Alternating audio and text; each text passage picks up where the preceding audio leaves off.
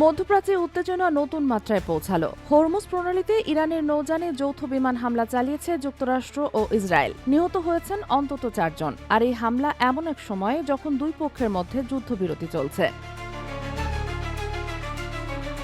সোমবার হরমুজ প্রণালীতে লারাক দ্বীপের দক্ষিণে এই হামলা চালানো হয়। ইরানের রাষ্ট্রীয় টেলিভিশন 4 জনের নিহতের তথ্য নিশ্চিত করেছে। একজন ঊর্ধ্বতন মার্কিন কর্মকর্তা ফক্স নিউজকে জানিয়েছেন, মার্কিন যুদ্ধবিমানকে লক্ষ্য করে ক্ষেপণাস্ত্র ছোড়ার পাল্টা জবাবে বন্দর আব্বাসের একটি ভূমি থেকে আকাশে নিক্ষেপযোগ্য ক্ষেপণাস্ত্র ঘাঁটিতে হামলা চালানো হয়েছে।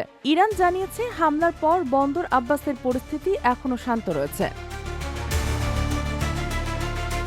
প্রশ্ন উঠছে, যুদ্ধবিরতির মধ্যে এই হামলা কোন বার্তা দিচ্ছে? বিশ্লেষকরা বলছেন, হরমুজ প্রণালীতে উত্তেজনা বাড়লে বৈশ্বিক জ্বালানি সরবরাহে আবারও ধাক্কা লাগতে পারে।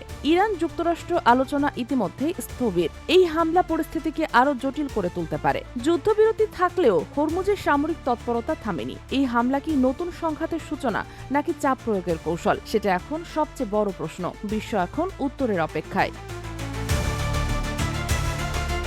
Sheikh Masuma, news desk, daily our Bangladesh.